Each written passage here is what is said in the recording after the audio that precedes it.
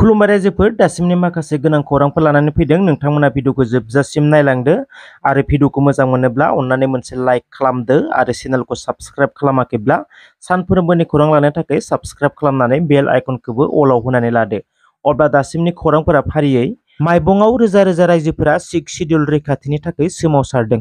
दिमा हासाव जिल्लायाव सिक्स शिड्युलनि मर्यादा मोननाय रायजोआव पन्चायतनि राज खालामनो नाजानानै सिक्स शिड्युलनि मर्यादाखौ फोजोबस्रांनो नागिरनायनि अजद दैखांदों। दिमा हासाव जिल्लानि रोजा रोजा रायजो राजाया दिमा हासाव अट'नमास काउन्सिल, जेराव गावखुंथाय जिल्लायाव थांनाय 2019 मायथाइयावनो गाव पन्चायत दानानै होनायखौ सिक्स शिड्युल दिमा हासाव अट'नमास काउन्सिलनिफ्राय बोखांना लाफिननांगौनि गोख्रों दाबि खालामदों। मख'नो गोनांदि दिमा हासाव अट'नमास काउन्सिलाव गाव पन्चायत दानायनि पास खालामनाय जायाखै, नाथाय DRDनि गेजेरजों थोंजोङै सिम्पल नटिफिकेशननि गेजेरजों सिक्स शिड्युल एरियायाव गाव पन्चायतखौ दानानै होदों। जाउनाव सिक्स शिड्युल एरियाखौ पन्चायतनि गेजेरजोंसो सामलायगासिनो, जेराव अट'नमास काउन्सिलआ गावखुंथायनिफ्राय गोजानाव थानो गोनां जादों। बेखायनो सिक्स शिड्युल एरियानिफ्राय गाव पन्चायतखौ गोख्रैनो बोखांना लाफिननांगौनि गोख्रों दाबि खालामदों दिमा हासावनि रायजोफोरा। बिथांमोननि नैथि दाबि, अट'नमास काउन्सिलआ गावनो इलेक्शन कन्डाक्ट खालामनायनि मोन्थाइखौ मोनदोंमोन, नाथाय दासिमबो इलेक्शन गेलेनो मोन्नायखौ इमप्लिमेन्टेशन खालामाखै। बेखौ थाबैनो इमप्लिमेन्ट खालामनांगौनि दाबि दैखांदों। थामथि दाबि, 125 कन्स्टिटिउशन एमेन्डमेन्ट बिल, बेनि गेजेरजों सिक्स शिड्युल एरियायाव गाव पन्चायतखौ दानो नागिरदों, जेराव बे बिलआ पास जानाय लोगो लोगो सिक्स शिड्युलनि गासैबो मर्यादाया स्टेटआव थांजोबगोन, नाथाय बेखौ माब्लाबाबो गनायना लानो हाया होननानै गोख्रों दाबि आरो सोमावसारदों दिमा हासाव अट'नमास काउन्सिलनि रोजा रोजा रायजोफोरा। बेफोर दाबिफोरखौ लानानै आसामनि गिबि मन्थ्रिनिसिम मेम'रेन्डामबो गथायदों होनना फोरमायदों। दासान्दि रायजोआव साइक्ल'न रिमालनि गाज्रि गोहोम गोग्लैनायखौ आसामनि गुबुन गुबुन जिल्लाफोराव नुनो मोन्दों। मैया सनितपुर जिल्ला ढेकियाजुलियाव गंसे स्कुल बासनि सायाव गिख्रंथाव बारहुंखानि गाग्लोबनायाव गिदिर फांसे बिफांआ गोग्लैसिनो, जेराव बासनि सिङाव गोबां फरायसाफोर दंमोन होनना मिथिनो मोन्दों। बे जाथायाव 4 फरायसाया गोब्राब जोखोम जादों होनना खौरां मोन्दों।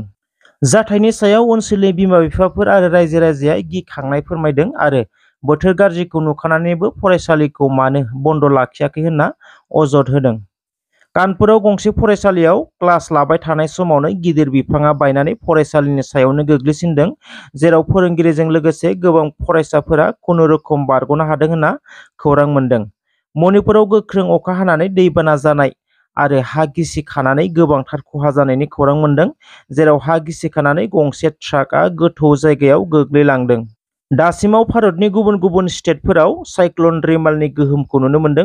अरुणाचल, हाफ्लं, दिमा हासाव, काछार बायदि बायदि ओनसोलफोराव थासारिया जोबोर गाज्रि महर लानायखौ नुनो मोन्दों, जेराव थांलाय फैलाय हान्था-मेलानि बिथिङावबो गाज्रि गोहोम गोग्लैदों। कार्बि आंलं जिल्लायाव बरपानी दैमानि कार्बि लांपि हाइड्र' इलेक्ट्रिक प्रजेक्टनि गंब्रै गेटखौ खेवनानै होनो गोनां जादों, जाउनाव बरपानी दैमानि साखाथि-फाखाथि थानाय गामि ओनसोलफोराव गिख्रंथाव थासारि सोमजिनायखौ नुनो मोन्दों। बिटिआरनि गंब्रै जिल्लाफोरावबो बेबायदि थासारिया जानायनि सम्भाबना दङ, जेराव भुटाननिफ्राय साबधान बानि होनानै दोनखादों दि बांद्राय अखा हानानै दैनि बिबाङा बारा जायोब्ला भारत-भुटान सिमाफोराव थानाय हाइड्र' इलेक्ट्रिक प्रजेक्टनि माखासे गेटफोरखौ खेवनानै दैखौ हरोब्ला गाज्रि थासारि सोमजिनायनि सम्भाबना दं होननानै रायजोआव आरो ससियेल मिडियाफोराव सावरायजागासिनो दङ। भारतआव साइक्ल'न रिमालनि गाग्लोबनाय, फारसेथिं उदखारिफोरनि बम होनायनि हुमखि। मख'नो गोनांदि दिल्लीयाव बम होनायनि हुमखि होनाया गोदान बाथ्रा नङा। गोबां समनिफ्रायनो दिल्लीयाव थानाय फरायसालिफोराव बम होनानै उरायहोनायनि हुमखि होबोबाय थानायखौ नुनो मोनबोदों। बे बाराव दिल्लीनि बिरखं गाथोनाव इन्डिग' बिरखंआव बमा होनायनि हुमखि, जाउनाव बिरखंनिफ्राय पाइलटजों लोगोसे गासैबो दावबायारिफोरा होंगो-दोंगो जिउ रैखा मोननो बिरखंनिफ्राय ओंखारनाय सावगारिखौ नुनो मोन्दों। मोनथिनाय बायदिब्ला दिल्लीनिफ्राय वाराणसि फारसे थांनाय 6E2211 इन्डिग' बिरखंनि वाच-रुमआव गांसे लेखा बिलाइयाव बम होनायनि बाथ्रा लिरनाय दंमोन। बे लेखा बिलाइखौ मोननायनि उनावनो पाइलटजों लोगोसे गासैबो दावबायारिफोरा गाव गावनि जिउखौ बासायनो थाखाय जेरै हागौ रैखा मोननो नाजादों।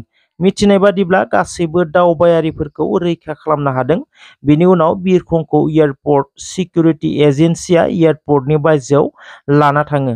नायबिजिरनायाव जेबो मोननो हायाखै होनना खौरां मोन्दों। मख'नो गोनांदि दिल्लीयाव बम होनायनि हुमखि होबाय थानाया सोर बिनि सायाव गोख्रोङै संदाननाया सोलिबाय थादोंब्लाबो नाथाय दासिमबो हमनो हायाखै। गसाइगाव रेलगारिजों 2 सुबुंनि जिउ गोमानाय खौरां मोन्दों। मैया फुंबिलि समाव गसाइगाव रेल स्टेशननि खाथिनि तिनिआलि रेल गेटआव रेलजों सौदावनानै 1 सुबुङा सथाम जादों होनना मिथिनो मोन्दों। मैयानि समावनो बेलासिनि समाव गसाइगावनि सिमलतापुर रेल गेटआव रुशिदुल इस्लाम मुंनि सुबुङा रेलगारिजों सौदावनानै जायगायावनो जिउ गोमादों होनना खौरां मोन्दों। जुनायाव सासे बारग' फोरोंगिरिनि गारिनि ग्लासखौ सिफायनानै नोगोद 1 लाख रां लानानै थांदों। सिमेन्ट-सापरिनि गबिन्द्र दैमारिया जुनायाव SBIनिफ्राय 1 लाख रां दिहुननानै गावनि कारआव दोनदोंमोन आरो रुकसिनसिम थांदोंमोन होनना खौरां मोन्दों। रुकसिनआव साहा गलायाव साहा लोंबाय थानाय समावनो गारिनि ग्लासखौ बुफायनानै नोगोद 1 लाख रांखौ लानानै थांदों होनना मिथिनाय जादों। बर' हारिनि गेजेराव खैफोदाव गोग्लैना थानाय बेरामि सुबुंफोरनिफ्राय, हिन्जाव लाना खारजानायफोरनिफ्राय आरो गोबां समाव एक्स-इनडिबिनि मुङाव रां थखायनानै जानाय अनलाइननि गेजेरजों लुथिग्रा कान्थेश्वर बर'खौ इउनाइटेड फराम अफ एक्स-इनडिबिफोरनि गोख्रों नाजानायजों हमनो हाबाय। मख'नो गोनांदि कान्थेश्वर बर'खौ गुवाहाटी मालिगावनि गोजौ हाजो सायाव हमनो हादों होनना खौरां मोन्दों।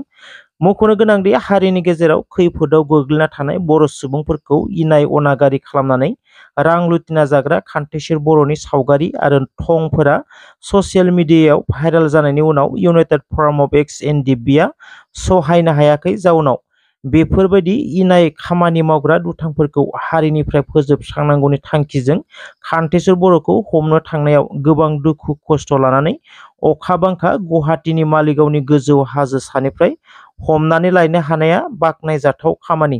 बिथांमोना फोरमायनाय बायदिब्ला बिनि बिमा-बिफानो गथायनानै हरबाय, नाथाय माखासे एग्रिमेन्ट लानानै बर' हारिनिफ्राय जेसेबां रां थगायनानै जादों गासैखौबो होफिनगोन होनना समाय लादों 15 साननि गेजेराव। गोरोन्थि मावबाय, बे गोरोन्थिखौ आं मालाबाबो मावलिया। दिनै समाय लादों, सारमोननि गेजेरावनो समाय लादों। आंखौ जुदि बेबायदि मावबोयोबा आंखौ मा डिसिसन लाथोंसै। आरो जिखिनि रायजोनिफ्राय आं फैसा लादोंमोन बेखिनिखौ आं बे साननैनि गेजेरावनो आं घुरायना होफिनगोन। आं डेट लाबाय बा सारमोननि सिगां आङो रायज्लायबाय। आङो 15 दिननि गेजेराव आङो जाय मानसिनिफ्राय गोरिब गुन्द्रा बे मानसिनिफ्राय आङो जोंनि हारिनिफ्रायनो फैसा लानाय माखासे फैसाखौ आं घुरायना होगोन। मानो गैया?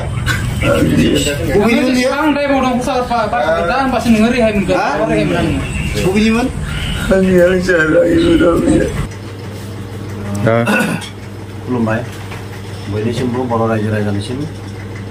बिथां कान्थेश्वर बर' बिथाङा बहुत जोबोद माने बर' हारिनि मोनसे गुबुंले खामानि मावनायावहा गिदिर मोनसेल' नङा बायदि बायदि मावना थांनायाव जोङो दिनै मालिगाव आदिंगिरि होननाय जायगायाव पाहार सायावहा बिथांखौ जोङो गासैबो जोंनिनो आफादगिरि दङ, नेहाथारि दङ आरो लोगोसे जोंनि केडार्स लोगोफोर गासैबो खौसे सावरायलायनायनि गेजेरजों बिथांखौ दिनै जोङो हमनो हादों। आरो लोगोसे दिनैनिफ्राय बेबायदि मावला होननानै बे जोंनि सिगाङावहा समायखिरा लादों। दाबो खोमा खेबगासिनो दङ मानसिया आरो बिनि जिथु न'खरनि गार्जेन बिथांमोनाबो फैगासिनो दङ। गामिनि रायजो राजा सेक्रेटारि प्रेसिडेन्ट बिथांमोनाबो फैगासिनो दङ। जों मोजां सावरायनानै दुथांखौ मोजां जोंनि आखाइनिफ्राय लांगोन होननानै फैदों आरो जाहाथे बेबायदि दाखालामथों आरो बिदि उनाव खालामनाथों होननानै गावआनो गावनि खुगाजों बुंदों। आरो जेसांखिनि जानाय बेमारिनि जानाय सोरबा गैयि मानसिनिफ्राय थगायना जानाय बे फैसाखौ बिथाङा फिदिंफिनना होगोन होननानै जोंखौ रादाय होदों।